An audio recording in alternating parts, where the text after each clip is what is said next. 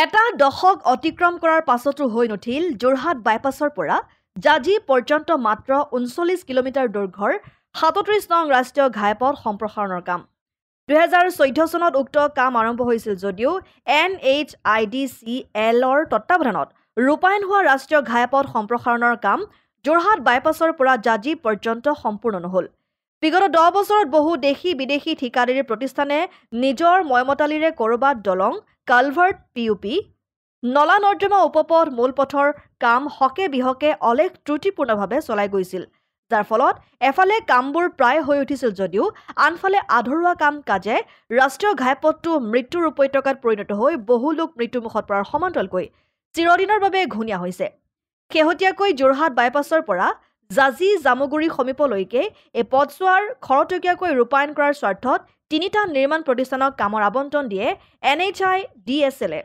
সেই অনুযায়ী যোৰহাট বাইপাছৰ পৰা হাতীগড় পৰ্যন্ত সদগুৰু নামৰ এটা প্ৰতিষ্ঠানক হাতীগড়ৰ পৰা বাদুলি পুখুৰীলৈকে বিনি কনষ্ট্ৰাকশ্যনক আৰু বাদুলি পুখুৰীৰ পৰা জাজি জামুগুৰি সমীপলৈকে এই পথছোৱা MP আগৰৱালা কনষ্ট্ৰাকশ্যনক প্ৰদান কৰাৰ উপৰি এই পথছোৱাত থকা PUP দলঙৰ নিৰ্মাণৰ কাম সদগুৰুক প্ৰদান কৰা হৈছে।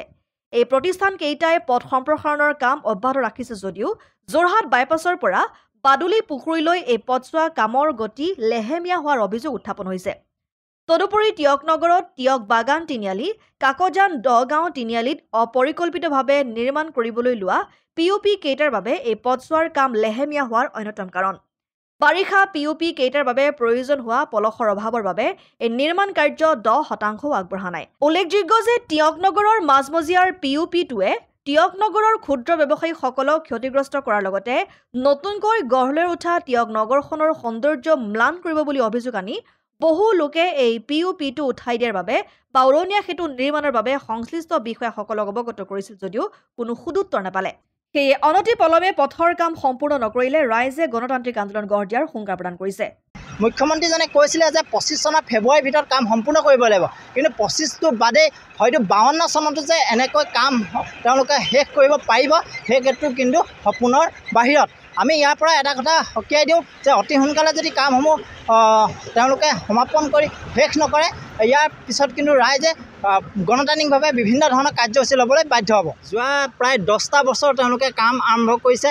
কাম আৰম্ভ কৰাৰ কিন্তু আজি পৰ্যন্ত কি আপুনি নলাসমূহেই চাওক বা ৰাষ্ট্ৰীয় ঘাইপথেই চাওক বা PUP-সমূহেই চাওক কোনো এটা কামেই কিন্তু তেওঁলোকে আজি পৰ্যন্ত কোনো এঠাইত তেওঁলোকে সম্পূৰ্ণ কৰিবলৈ সক্ষম নহ'লে।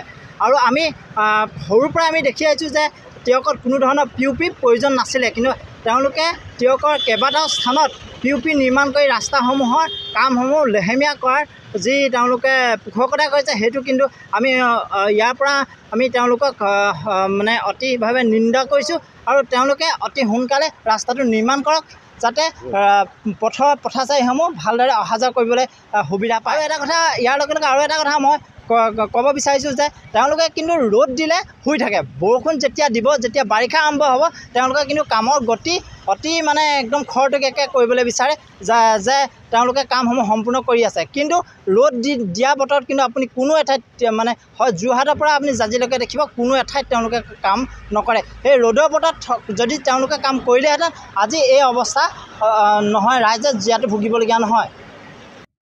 অসম আদিত্য তিয়ক।